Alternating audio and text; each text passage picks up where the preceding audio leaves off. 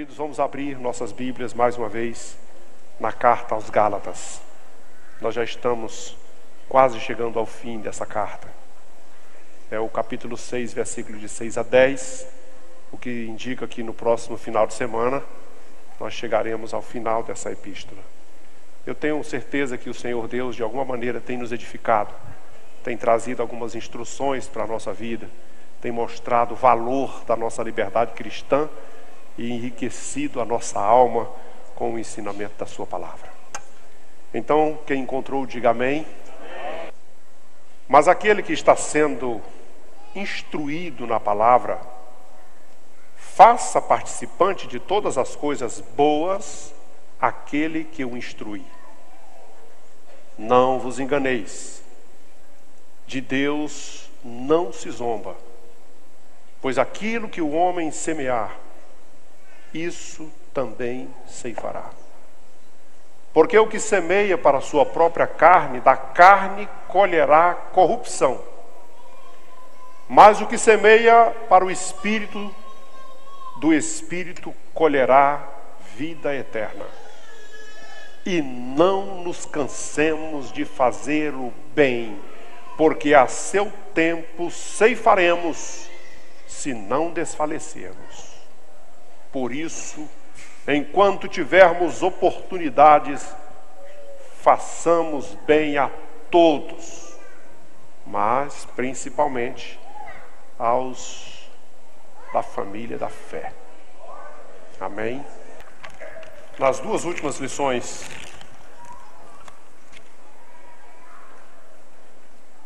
acho que nas três, nós estamos acompanhando o raciocínio do apóstolo, mostrando que a liberdade cristã que nós alcançamos em Cristo Jesus, depois de tomar conhecimento daquilo que realmente não deveria mais nos prender, que nós não estamos mais sujeitos às obrigações da lei, nós somos livres em Cristo Jesus e temos o privilégio de pertencer a um povo liberto, lavado, remido pelo sangue.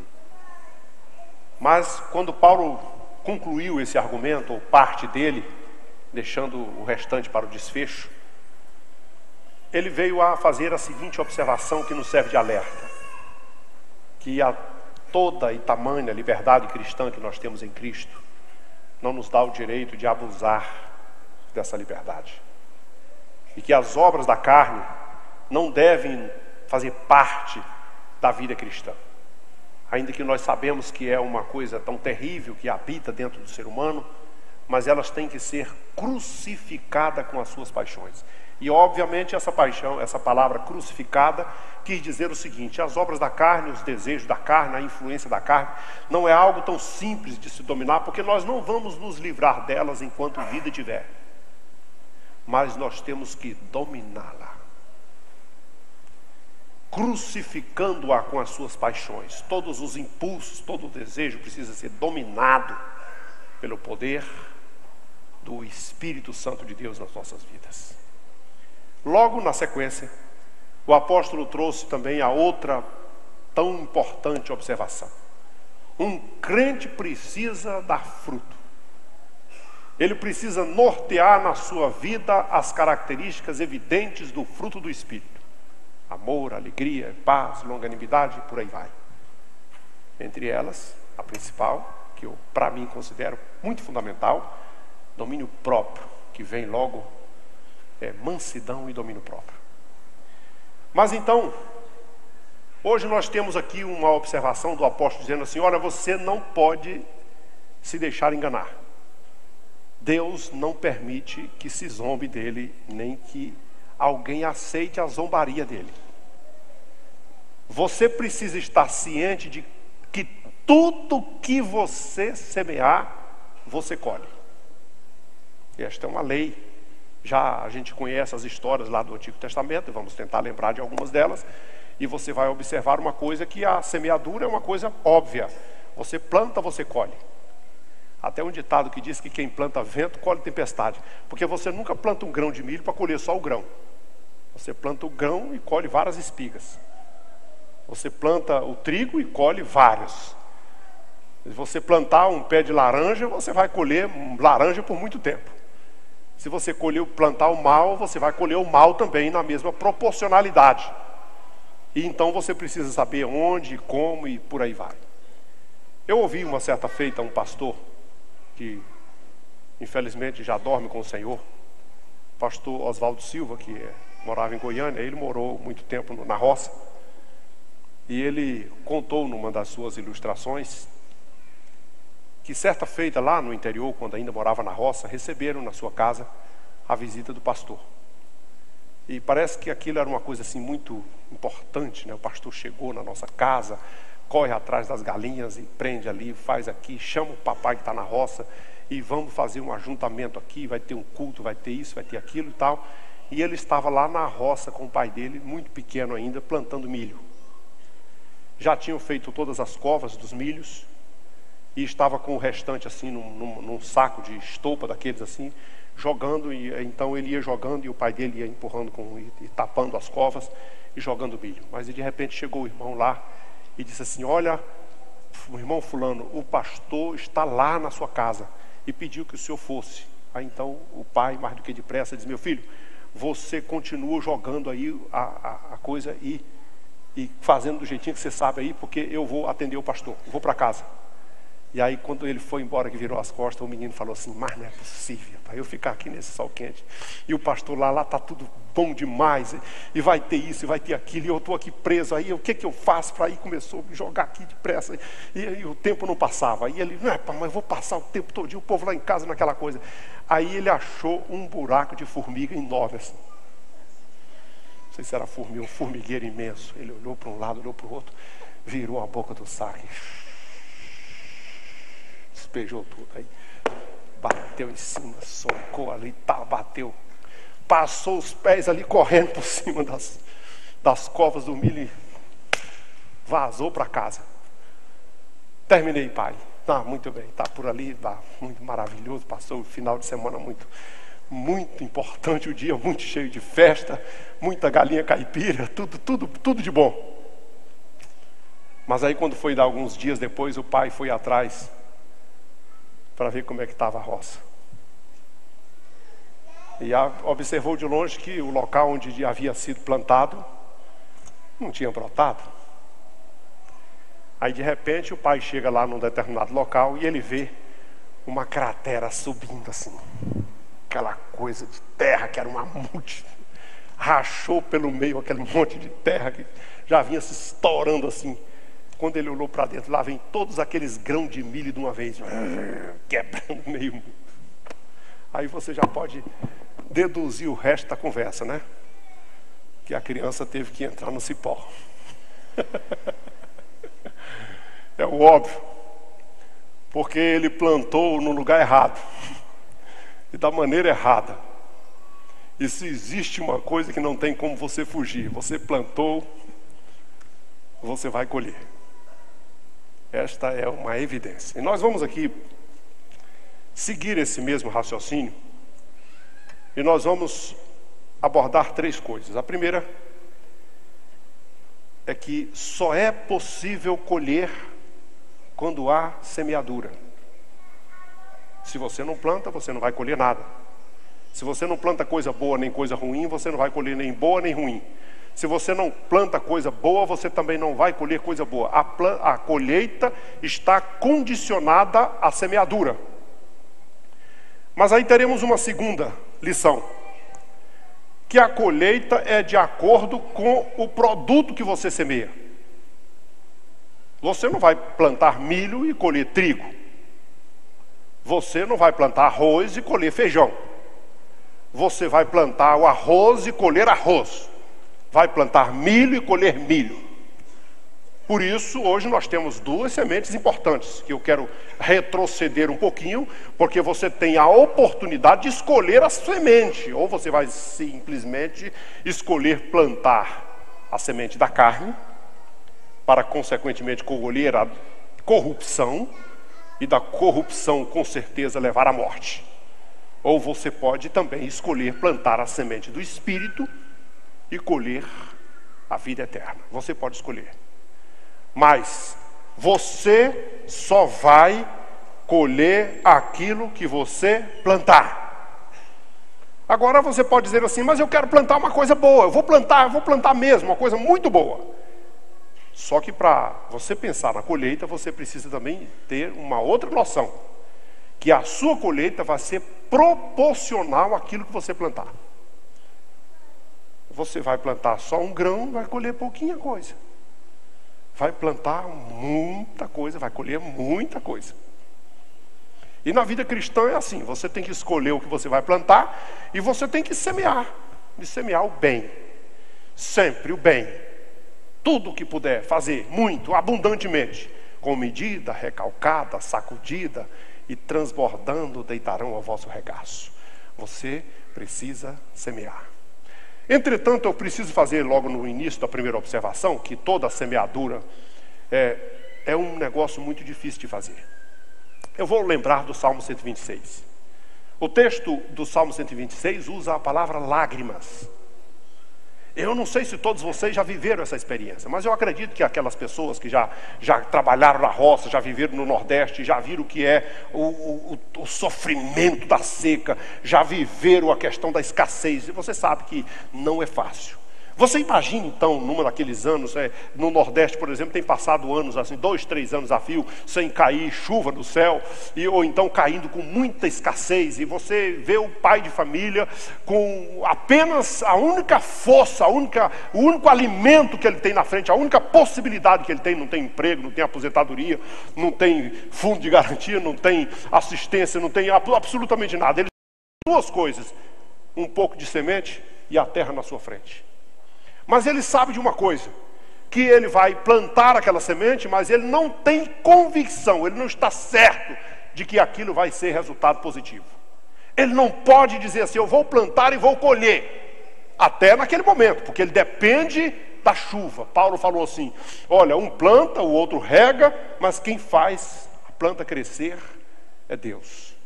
E se Deus não fizer a planta crescer, não adianta você plantar e não adianta você regar. Não é assim?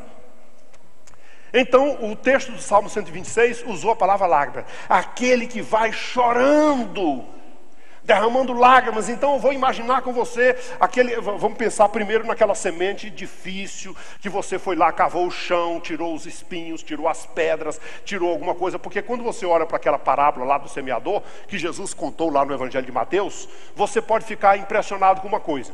Ele plantou a tudo que ele pôde, em todos os terrenos que ele pôde. Mas você sabe que uma parte caiu na beira do caminho e o pássaro comeu. A outra parte caiu no meio das pedras e não teve raiz, a chuva, o vento derrubou. Outra parte caiu no meio dos espinhos e quando começou a se desenvolver, antes que viesse o fruto, foram sufocados e não pôde prevalecer. E apenas uma parte caiu na terra boa, e essa parte que caiu na terra boa produziu 100%? Não. 30? 60? E 100? Ou seja, nem tudo que cai na terra boa produz 100%. Nem tudo que cai na terra boa produz 60%. Mas se produzir 30%, pode fazer um culto e dizer, glória a Deus, eu tenho colheita, eu tenho alguma coisa para receber. Então, a vida do semeador não é uma coisa tão simples.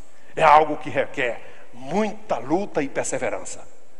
Você vai abrir o chão e tirar todo... E não é um trabalho fácil, é árduo. O sol está quente, a água está pouca, o calor está intenso e as pedras estão no meio, os espinhos você tem que tirar. Você tem que fazer todo aquele trabalho de trabalhar e tratar da terra e tentar dizer assim, e ainda por cima ainda tem que orar. Olha, pode ser que o sujeito que esteja lá na roça, pode ser até que ele não seja necessariamente um religioso, pode ser que ele não seja uma pessoa que frequente a igreja, mas uma coisa eu sei que ele faz, e se ele tem um mínimo de conhecimento, de crença em Deus, ele planta e diz, Deus manda chuva pelo amor do teu nome, porque ele sabe que precisa da chuva. Vamos pensar nesta mesma semeadura, vamos pensar nessa mesma situação no reino de Deus. Vamos pensar, por exemplo, no nosso querido irmão Samuel, que está lá no Equador. Ele saiu daqui com toda a disposição para pregar o evangelho. Ele instalou lá uma casa, ele colocou, né, uma igreja. Ele arrumou um jeito de lidar com crianças, com jovem, com velho, e começou a evangelizar pessoas, e começou a fazer e formar. E de repente ele já tem ali os irmãos se converteram, uma igrejinha que está levantada, uma situação, vem um terremoto, põe tudo no chão. Daqui a pouco o irmão chega na casa dele, eu não tenho mais onde morar. O outro chega, também não tenho mais, minha casa caiu, o vento levou, aconteceu uma tragédia. E aí ele vê aquela multidão de gente no meio da rua. E aí diz assim, meu Deus, mas essa semeadura é realmente difícil. Você sabia que alguns missionários aproveitam esse momento para vir embora? Nós temos um missionário lá na África, chamado João. Ele é coxo de uma perna, consequência de uma injeção que ele tomou ainda quando criança, e a perna secou. Ele atualmente está no Senegal, mas ele passou mais de 20 anos na Guiné-Bissau.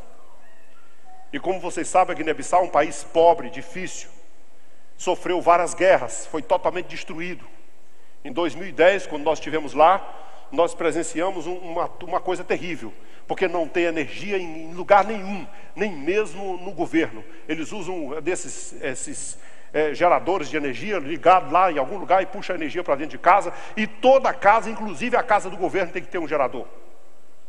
O palácio destruído com bombas, e é um país pobre, esburacado, cheio de problemas, cheio de dor, e aqueles irmãos estavam ali antes dessa guerra. E quase todos os missionários, naturalmente, quando a guerra estoura, que explode aqui, explode dali, vai embora. E ele fica por ali. Não pode, brasileiro tem que ir embora, mas eu não vou embora daqui.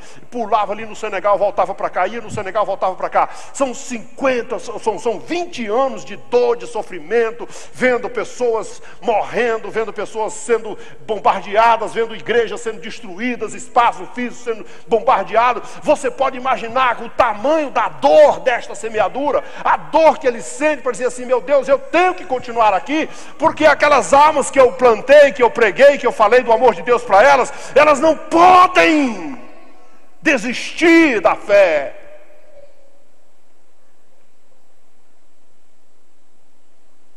O país é muito pobre. Mas uma coisa me impressionou quando eu fui lá em 2010. Ele disse assim, nós só temos 1 dia e meio. Então hoje, eu cheguei à tarde. Hoje está tendo culto em todas as nossas igrejinhas. Então hoje nós vimos as igrejas e amanhã nós vimos as escolas. Cada escola uma igreja, cada igreja uma escola. A média de vida do país, a média é de 40 anos. Eles evangelizam muitas crianças porque sabem que essas crianças serão logo a próxima geração. Geração que conhece e serve ao Senhor. Naquela noite, se ele apagasse a luz do carro, a gente não via um palmo na frente. E nós fizemos naquele dia 6 igrejas, num período de um culto, passando 3 ou 5 minutos em cada igreja, e visitando cada um daqueles irmãos. Todas as igrejinhas cheinhas de crentes, com um geradorzinho fazendo barulho lá fora, e as lâmpadas acesas aqui dentro, e uma tábua cheia de tomada, porque até o povo da rua passava e ligava o celular na tomada, enquanto carregava tinha que ficar obrigado a assistir o culto, né? Porque o celular estava carregando e assistir o culto, e a palavra de Deus mandando ver. Aí eu fico pensando, aquele irmão passou tantos anos de sofrimento, passou tantas dificuldades, semeou debaixo de guerra, de bombas, de tantas coisas. Mas hoje ele tem 6 igrejas, 6 escolas. As escolas cheias de crianças. Toda vez que a gente entrava numa sala de aula, ele disse assim, olha, atenção, vai entrar o pastor brasileiro que chegou aqui, que mandou os missionários para cá. Os meninos ficavam em pé todos juntos e citavam um versículo bíblico e diziam, sejam bem-vindos. O Salmo 126 diz o seguinte, você vai plantar chorando, você vai plantar gemendo, você vai plantar gritando, você vai plantar pedindo, meu Deus, tem misericórdia, mas você vai colher sorrindo, você vai colher cantando, porque os feixes são bons. Semear não é fácil, mas você não colhe se não houver semeadura. Você não tem produção nenhuma se você não tiver alguma coisa para fazer. Senão você vai ficar com aquela história diz que o sujeito estava procurando comprar uma terra lá no meio dos mineiros. Sabe como é que o mineiro fala meio arrastado? Aí disse assim, essa terra dá milho? Ele falou, dá não, senhor. Dá feijão? Também dá não, senhor. Aí, então, não dá milho, não dá feijão, dá arroz? Dá não, senhor. Mas então quer dizer que eu não posso, não dá nada, se eu não adianta, eu planto e não dá nada. Plantando dá. Não tem semeadura, não tem colheita sem semeadura. Se quiser colher, tem que plantar. Porque, irmãos, a semeadura exige determinação, exige coragem, exige fé. Exige fé. Eu vou plantar. Porque eu fico imaginando o sujeito, não sei quem já viveu nessa situação, né, pode imaginar assim, eu vou plantar aqui, seja o que Deus quiser. Pelo menos uma coisa é certa. Se chover, eu vou colher. Se não chover, eu não fiquei parado. Eu plantei e fiz alguma coisa. O não já tem. E tem aquela convicção de que Deus vai abençoar. E esta semeadura produz esperança. Sabe quem não tem esperança nenhuma? Quem não semeou absolutamente nada. Sabe quem tem pelo menos uma ponta de esperança? Diz assim, olha, eu sei que a dificuldade está imensa, mas eu plantei um pouquinho de feijão ali, e se Deus tiver misericórdia e mandar uma chuvinha, nós vamos comer aquele feijãozinho ali. É preciso plantar. E o reino de Deus não é diferente. Paulo está falando também sobre o reino de Deus. Está falando sobre a nossa evangelização. Está falando sobre nós fazermos o bem ao nosso próximo. Está falando sobre nós atender a necessidade do nosso irmão. Ele está falando sobre nós visitar aquele que está carente do nosso apoio, do nosso abraço. Está falando de nós ajudarmos, levar feijão para a mesa de quem não tem. Está falando de dizer, olha, faça o bem principalmente na família de Deus, os seus irmãos na fé. Faça bem a todos se puderem. Mas você precisa entender que a sua colheita está condicionada àquilo que você vai semear. E aí então nós vemos a segunda lição. E aí eu acho que Paulo colocou ele já vem trazendo esse raciocínio de longe. E ele diz assim, você tem duas sementes para escolher aqui. Obras da carne e a semente do Espírito. Você pode escolher. Porque se você escolher plantar as obras da carne, a semente a ser semeada for obras da carne, e é você que vai escolher, você sabe que está plantando e vai colher a morte, porque ela é corrupção. Quer ver uma coisa? Às vezes quando chega hoje nós estávamos no velório, e o pastor Dário, que estava por lá, citou uma referência dizendo o seguinte: a Bíblia diz que é melhor estar no velório do que numa festa. A Bíblia diz, é melhor um velório do que a festa. Geralmente quando está na festa, o sujeito não está pensando em coisa ruim. Ele está gastando, bebendo, fumando, e esnobando, se exibindo, fazendo qualquer coisa, arrumando confusão, e qualquer coisa. Ou então, no mínimo, se regalando dos seus prazeres.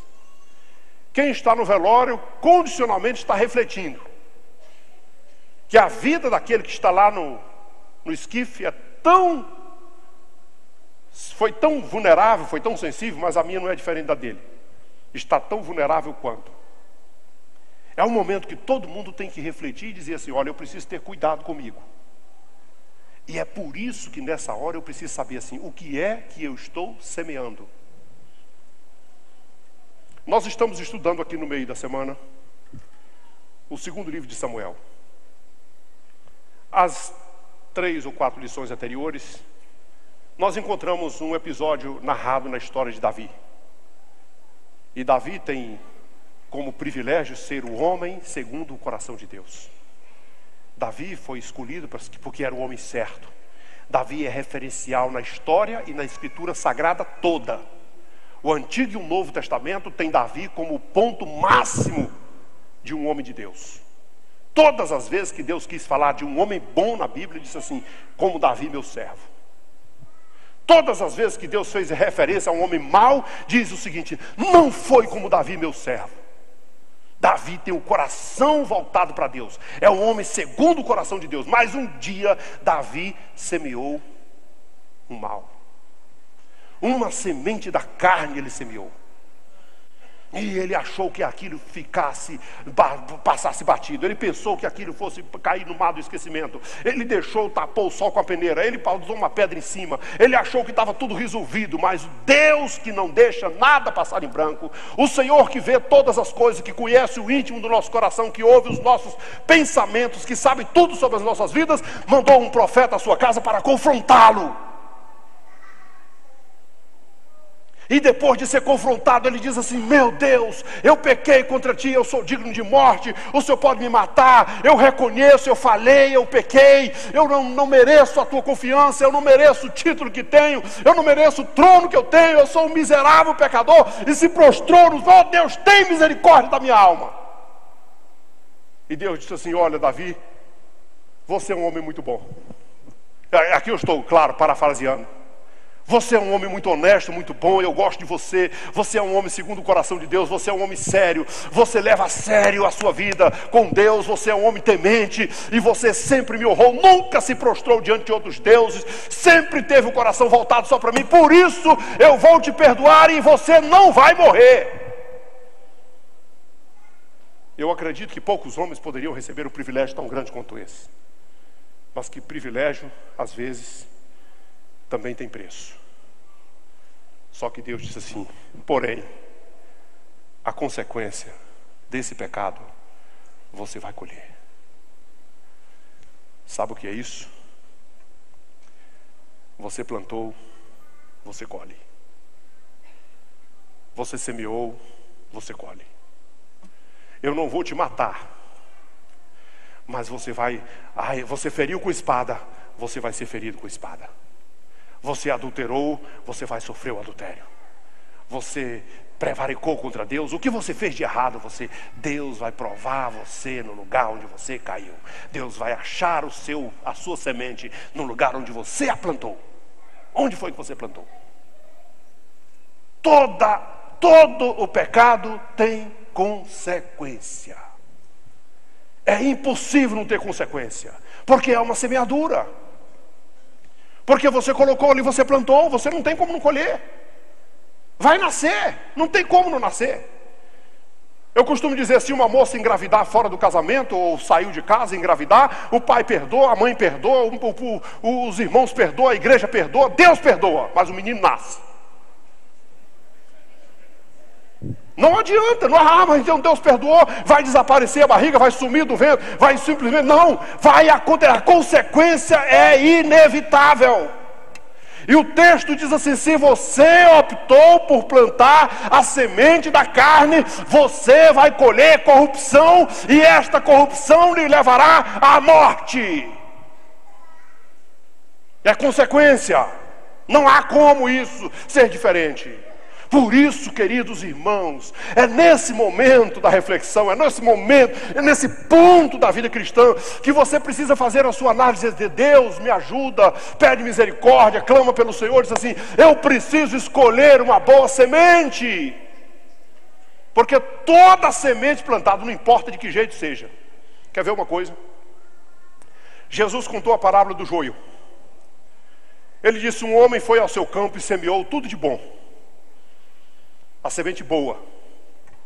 E ele estava cheio de esperança, e naturalmente tinha chuva, tinha tudo. E ele disse: olha, eu fiz uma semeadura espetacular, e eu vou fazer uma colheita maravilhosa. Eu tenho certeza disso, porque está tudo bem, o tempo está bom, a chuva está boa, e Deus está abençoando. Aí de repente vem alguém e diz assim: mas Senhor, eu vou perguntar uma coisa, a semente era boa mesmo? Sim. Foi só boa a semente que o Senhor colocou? O Senhor não colocou nada mais? Não, de jeito nenhum. Olha, pois lá está cheio de joio. O trigo é alimento, o joio é veneno. O trigo dá vida, o joio dá morte. São dois extremos, irmãos. E por incrível que pareça, eles se parecem. E esse é o ponto culminante daquela. É por que Jesus colocou aquele ali? Porque, tudo bem, você já ouviu aquela outra passagem de Jesus que disse assim: pelo fruto se conhece a árvore. Porque o trigo e o joio, enquanto não aparece o fruto, é tudo trigo, ou é tudo joio. Eles são parecidos, as folhas são parecidas. É quase como você vai na estrada, por exemplo, você vê uma plantação de milho e de sorgo, você quase que não consegue identificar. Você vê o feijão e a soja, você também não consegue identificar. Eles são parecidos. Aí o homem diz assim: mas eu só plantei coisa boa. Não, senhor, mas está cheio de trigo, está cheio de joio lá. O que foi que aconteceu? Então eu tenho um inimigo. O inimigo foi lá, aproveitou o descuido dos meus homens e foi lá, sorrateiramente, escondido, e plantou joio no meio do meu trigo. Ou seja, ele plantou, vai nascer. Não tem como evitar isso. Então fique aqui um alerta. Além de plantar uma boa semente, você ainda tem que vigiar esta boa semente, porque você tem inimigos. O reino de Deus é assim, queridos. Esse é o reino de Deus. Você está vivendo, você está frutificando, você está semeando, você está orando, você está jejuando, você está lendo a Bíblia, você está pregando, você está se consagrando, você está lutando para fazer o melhor possível. Mas tem que vigiar, porque você tem inimigos.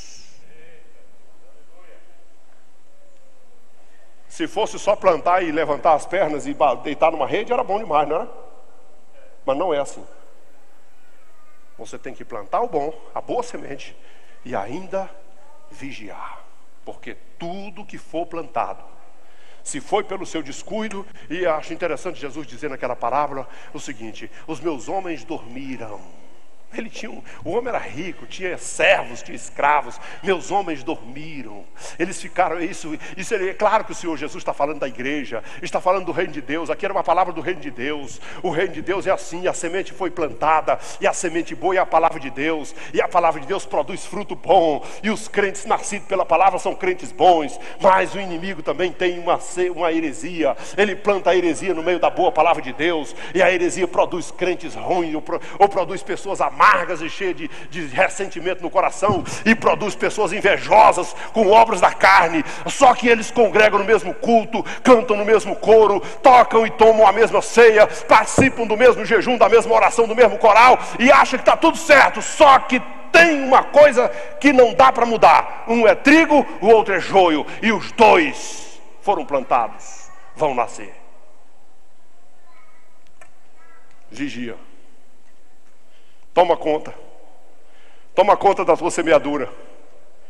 Esteja atento para ela, porque onde você plantar, o que você plantar, você vai colher.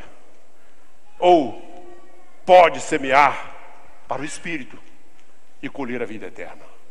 Então escolha semear coisas boas. E opte por fazer uma boa semeadura. Eu vou fazer uma coisa boa para o Senhor. Eu vou fazer bem aos meus irmãos. Eu vou perdoar quem me machucou. Eu vou amar quem me odiou. Eu vou abençoar quem me amaldiçoou. Eu vou fazer o bem a quem me fez o mal. Eu vou abraçar a quem quer me destruir. Eu vou fazer o bem. Eu vou alimentar aquele que quer me matar de fome. Eu vou matar a sede aquele que quer me matar de sede. Eu vou fazer o bem a quem me faz o mal. Eu vou ser a diferença na minha vida. Eu vou fazer a diferença. Isso é o que você escolhe. Você pode escolher, dizer: olha, eu poderia escolher, como a juventude, por exemplo, vou escolher ir para a faculdade, beber, jogar, fumar maconha, fazer coisa. Mas você pode escolher vir para a casa do Senhor. Você pode escolher estudar a palavra de Deus. Você pode escolher receber instrução do Espírito Santo de Deus na sua vida. Você pode escolher ler a Bíblia na sua casa, fazer sua devoção ao Senhor. Você pode escolher uma vida de consagração e temor a Deus. Você pode fazer como os 3 moços lá na corte da Babilônia. Os jovens, os 4 rapazes, Daniel, Misael, Azarias e Ananias, disseram: olha, aconteça o que acontecer, mas nós já decidimos. Não vamos nos contaminar com as iguarias do rei. Nós não vamos nos contaminar com o vício. Nós não vamos nos contaminar com a hipocrisia. Nós não vamos nos contaminar com a mentira. Nós não vamos nos contaminar com a prostituição. Nós não vamos nos contaminar com a idolatria, porque nós servimos ao nosso Deus. Isso é decisão, meu irmão. Isso é propósito. Só é possível quando você escolhe a sua semente. E eles decidiram: vamos semear o que é bom.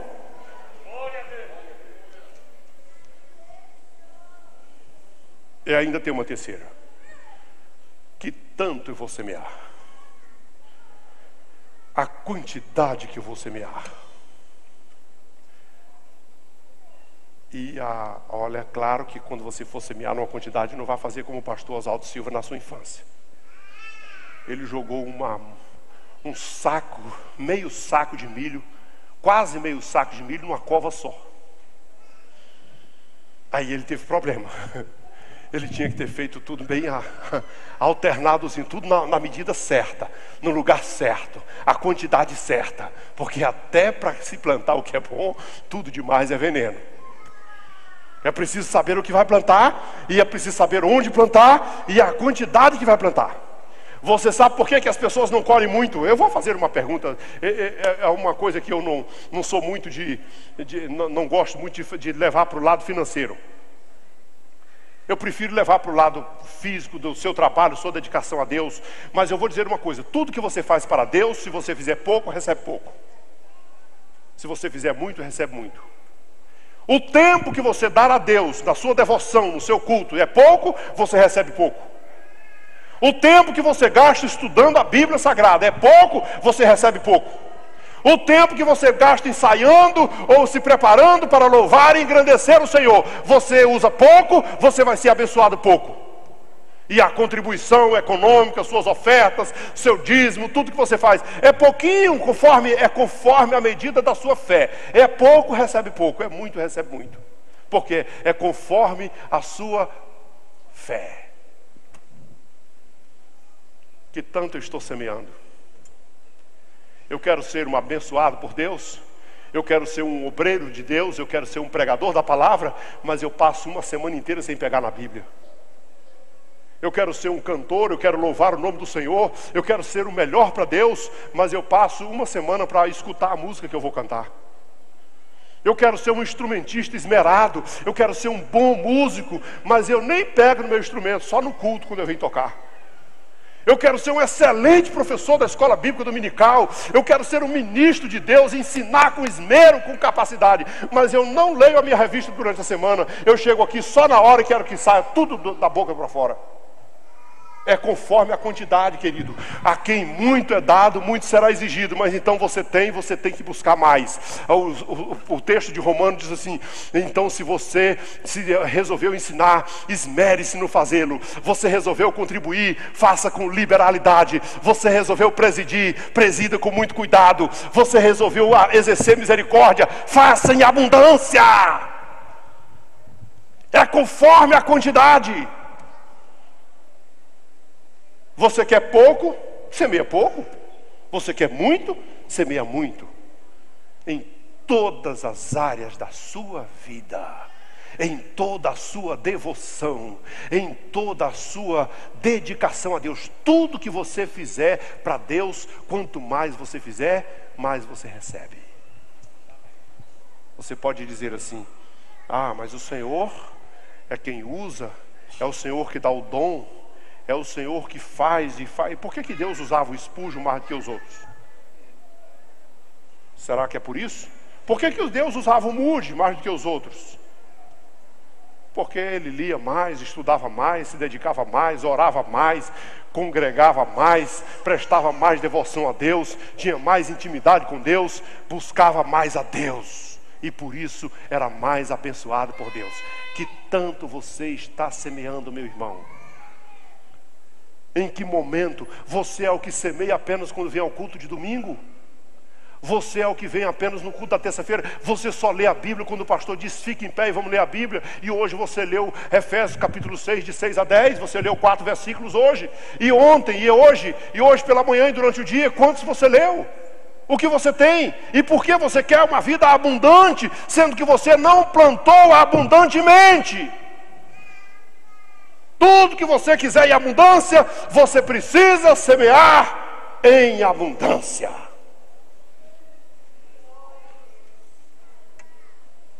E o texto termina dizendo: é preciso que nós aproveitemos as oportunidades. Quando você tiver oportunidade, faça o bem. Teve oportunidade hoje, não foi? Mas deixou passar batido. Perdeu uma grande chance de fazer o bem. Perdeu a chance de estender a mão ao necessitado. Perdeu a chance de dar uma palavra ao aflito, uma palavra boa. Perdeu a chance de ser uma árvore plantada ao ribeiro das águas, que produz sombra, descanso, conforto e fruto de qualidade boa. Perdeu toda essa oportunidade. Por que você perdeu essa oportunidade? Aproveite agora e reflita sobre isso e diga: se eu quero dar fruto para Deus, eu preciso aproveitar as boas oportunidades. Vou semear sempre, principalmente para os meus irmãos. Porque eu acho que quando Paulo disse assim, principalmente para os seus irmãos da família da fé, porque fica tão ruim, né? Você está aqui, congrega com seu irmão, mora no mesmo, congrega, canta no mesmo coro, assiste o culto aqui junto, louva a Deus junto, fala que ama Jesus. Aí quando der no final do ano, no final da semana, você diz: ô meu irmão, lá em casa não tem um grão de arroz, será que o senhor poderia me ajudar? Ô meu irmão, eu vou orar por você.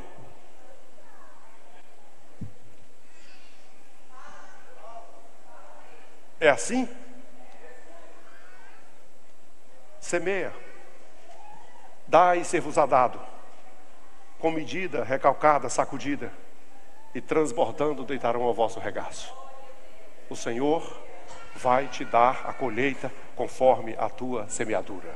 Se você quiser colher abundantemente, faça uma semeadura abundante, porque o Senhor vai fazer recompensado. Semear não é opcional. Se você quiser colher, é só se você não quiser. É necessário. Quem quiser colher tem que plantar. Mas o que vai determinar se o trabalho será pesado ou não é com você. É você que semeia. A alegria e a fé tornam a semeadura muito mais prazerosa. E a fé nos dá a certeza de que nós faremos uma boa colheita. Faça o bem, meu querido. Essa é a lição que Paulo tem nos Gálatas. Nós recebemos todas as instruções, somos livres, mas não vamos dar vazão à carne, vamos frutificar para a glória de Deus e vamos semear coisas boas em abundância, no lugar certo, na vida certa das pessoas, para que o Senhor abençoe as pessoas e abençoe a nós. Eu vou encerrar com a frase que Deus disse a Abraão: sê tu uma bênção. Convido para ficar em pé. Vamos encerrar nesse momento, mas antes de encerrar, só faço um convite. Se tiver aqui nessa noite uma pessoa que ainda não deu sua vida a Jesus, que quer fazer isso pela fé, que quer entregar seu coração ao Senhor e andar com Ele, você pode levantar a sua mão onde você está, ou você pode se deslocar desse lugar onde você está e vir até aqui. Nós vamos orar juntos. Faça esse sinal com a mão. Onde está a primeira pessoa que deseja entregar sua vida para Jesus e ser o seu servo, e andar com Ele, e ser fiel a Ele, e receber as instruções da parte dEle, com graça, com vida e com fervor. Onde está a primeira pessoa? Levante a sua mão. Nós estaremos orando para encerrar, mas você tem essa oportunidade hoje oferecida a você. Entrega o teu caminho. Deus abençoe as mãos levantadas. Eu peço que ajudem, por favor, a chegar aqui. É um momento muito precioso, é um momento importante. Ok? Mais alguém? Faz assim com a mão, vem à frente. Vamos cantar. Pode ir cantando. pode usar aí os instrumentos, pode cantar alguma coisa. Eu venho como estou, ao findar o labor dessa vida, ao findar o labor desta vida, quando o amor... Deus abençoe, querido.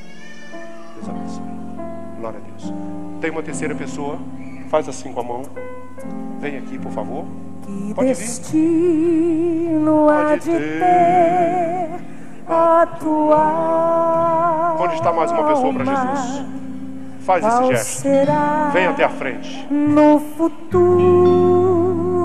teu lar. Como a semeadura, isso também é uma escolha. Meu amigo, hoje tu tens a escolha. Vida ou morte, qual vais aceitar? Amanhã pode ser muito tarde. Hoje Cristo te quer libertar. A igreja pode estender as mãos para cá, vamos orar. Querido Senhor, nós estamos à tua presença. Nós apresentamos as tuas filhas que foram alcançadas pela tua graça, pela ação do teu Espírito, pelo poder da tua palavra.